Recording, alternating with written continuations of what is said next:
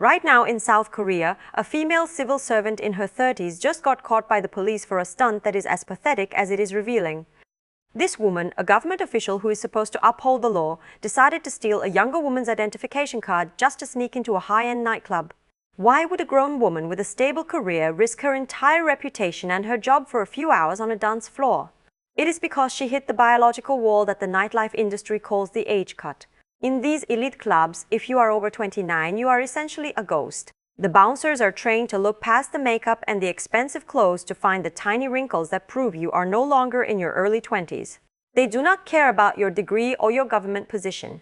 To them, an older woman is just a person who lowers the visual quality of the room. This woman knew the rules, and she was so desperate to feel like she still had value in that world that she committed identity theft. This is not just a weird news story about a party girl who could not let go. It is a perfect snapshot of a society where youth is the only currency women have left to spend, and they are terrified that their wallets are empty.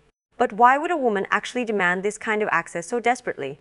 Why go through the legal risk just to stand in a room full of 20-year-olds? The answer is simple and blunt. It is a parasitic hunt for resources. These clubs are not just for dancing, they are hunting grounds where women try to catch high-status men. In South Korea, the social ladder is a brutal vertical climb, and for a woman, the fastest elevator is marriage. But the elevator has a weight limit, and in this case, the weight is her age. She knows that as each year passes, her ability to trade her looks for a man's bank account drops off a cliff. She is fighting to stay in the game because the alternative is being evicted from the high-status social circle she craves. She wants to be seen by the men who earn the big salaries, the doctors and the lawyers who hang out in these exclusive spots. If she cannot get in the door, she cannot make the trade. It is a raw struggle for survival in a market where people are treated like grated meat in a butcher shop.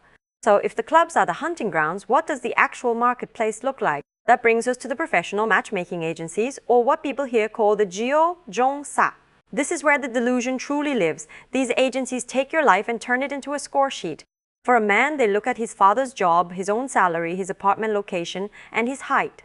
For a woman, they look at her age, her face, and her body. It is a cold transactional exchange of flesh and finance. The problem is that the women entering these agencies have lost all sense of reality. They are demanding men who earn over 100 million won a year, which is a massive salary that only a tiny fraction of the population ever sees. They want a man who is tall, handsome, and has a professional license like a patent attorney or a surgeon. But what are they offering in return? Most of them are in their 30s, bringing nothing but their aging years and a list of demands. They expect a premium product while they themselves are a depreciating asset. They have spent their 20s having fun and building a career, and now they expect the top 1% of men to wait for them at the finish line with a diamond ring and a house. So what happens when these women get exactly what they asked for? What happens when they finally sit across from that high salary man? This is where the hypocrisy hits a breaking point. The men they want, the ones who have actually worked hard and made something of themselves, are not stupid. They have spent their lives studying and competing. They understand value. When they see a woman who spent her youth chasing after bad boys and now wants a stable provider, they see a bad investment. They have started calling this the dishwashing theory. The idea is that these women had their fun with the exciting men when they were young, and now they want a boring rich guy to come in and clean up the mess. They want a man to pay for the lifestyle they feel entitled to without offering any of the youth or loyalty that the man actually wants. These high-status men are looking at the math and they are walking away. They would rather stay single or look for a much younger woman who is not jaded by years of entitlement. The social contract is not just breaking, it is being shredded by the cold logic of self-interest on both sides. But how did the culture get this delusional in the first place? You have to look at the online echo chambers where these women spend their time. There is a massive community called Yeozi, or Women's Generation, where they engage in a form of collective gaslighting. In these groups, they tell each other that 30 is the new 20. They say that a woman in her 30s is still a baby and that she should never settle for an average man. They convince each other that they are like fine wine, getting better with age, while the reality of the biological clock says otherwise. They mock men who do not meet their impossible standards. They take a man who is a patent attorney earning 90 million won and they find a reason to hate him. They say he is too short, or he has bad vibes, or his clothes are cheap. They have created a fantasy world where the average woman deserves a king, and anyone who tells them the truth is labeled a hater or a loser. They have built a wall of lies to protect their pride. But that wall is starting to crumble as the marriage rate hits record lows. Why is this outcome inevitable? It is because of the sunk cost fallacy. These women have invested so much time and ego into the idea that they are special that they cannot turn back now. To admit that a 35-year-old woman is not the most desirable prize in the marriage market would be to admit that their entire life strategy was a failure. They would have to admit that they wasted their best years on a dream that was never going to come true.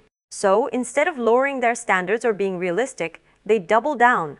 They get even more aggressive with their demands. They use fake IDs to get into clubs.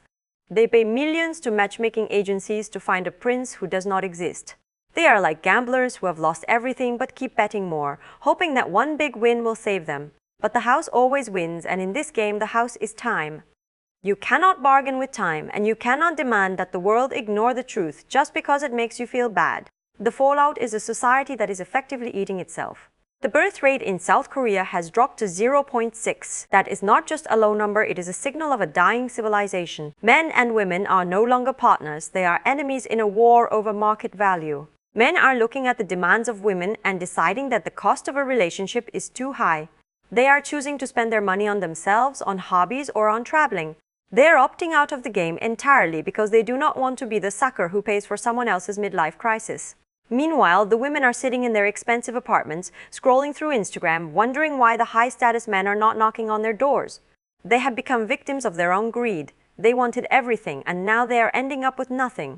Is there any way out of this? Not really. The culture of comparison is too deep. Everyone is looking at what everyone else has on social media and feeling like they are falling behind. If a woman sees her friend marry a doctor, she feels like she is a failure if she marries a regular office worker. This constant need to win, to be the top, to have the most expensive wedding and the best apartment has turned human relationships into a competitive sport. But in this sport, there are no winners. Even the women who manage to land a rich husband often find themselves in a loveless marriage based on a transaction. They are constantly worried about losing their status or being replaced by someone younger.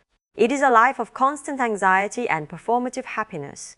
The local irony is that South Korea has become a place where everyone is pretending to be elite while the foundation of the country is rotting away. You have people earning average salaries but carrying $4,000 handbags. You have women who are functionally unemployed but demanding men who earn six figures. The gap between what people are and what they think they deserve has become a canyon. The incident with the civil servant and the fake ID is just the tip of the iceberg. It shows how far people will go to maintain the illusion of youth and status. She was willing to become a criminal just to pretend she was 21 for a night. That is the level of desperation we are dealing with. It is a total disconnection from reality. What does the future look like? It looks like a lot of lonely people living in very nice apartments. We are going to see a generation of women who hit 40 and suddenly realize that the prince is never coming. They will continue to blame men, blame the government, and blame society, but they will never look in the mirror and realize that they were the ones who set the price too high. The matchmaking agencies will eventually go out of business because there will be no more products to sell. The clubs will stay empty because the young people cannot afford to go out and the old people are not allowed in. The whole system is a sinking ship and everyone is fighting over the best seats while the water is already at their knees. They are so busy trying to look like they are winning that they do not notice they have already lost. The men who have decided to go their own way are the only ones who seem to have any peace. They have stopped trying to meet the impossible standards of women who do not respect them. They are focusing on their own lives and their own happiness. This is driving the women even crazier because they realize their leverage is disappearing. If men do not care about marriage, then women have nothing to trade. The power dynamic is shifting and the women are losing. They are trying to use shame and gaslighting to bring the men back, but it is not working. The men have seen behind the curtain and they do not like what they see. They see the transactional nature of the whole thing and they are choosing to walk away. It is a total collapse of the social contract. In the end, this is a story about the death of genuine human connection. When you turn people into points on a scoreboard, you lose the ability to actually care about them. When you treat marriage like a business merger, you should not be surprised when it fails. South Korea has become a laboratory for what happens when a society prioritizes status and money over everything else. The results are in, and they are grim. We are looking at a future of extinction caused by vanity and greed. The woman with the fake ID is not just a criminal, she is a symbol of a whole culture that is trying to lie its way out of the consequences of its own choices. She wanted to be young again so she could keep hunting for a prize she did not earn. But the game is over. The lights are coming on in the club and the bouncers are telling everyone it is time to leave. The social media influencers will keep posting their fake lives, and the online communities will keep telling women they are babies. But the reality of the empty cradles and the falling marriage rates cannot be ignored forever. The delusion has reached its limit. You can steal an eye, you can lie about your age, and you can demand a $1 million salary, but you cannot force a man to value you if you have nothing to offer but a list of requirements. The marketplace has spoken, and the price of the Korean woman is crashing because the demand for a parasitic partner is at an all-time low. It is a brutal end to a hollow dream. Right now, the people who are still dancing on the deck of this sinking ship are convinced that they are the smart ones. They think that by holding out for the perfect high-spec man, they are showing their worth. They do not realize that the men they want have already jumped into the lifeboats and are rowing away as fast as they can. The chairs are being thrown overboard, the music is stopping, and the only thing left is the cold, dark water of reality. It is a pathetic, cynical, and entirely predictable conclusion to a story about the society that forgot how to be human and instead tried to become a premium brand. All the truth at dating in Korea. Support the structure. Stay safe in the lounge.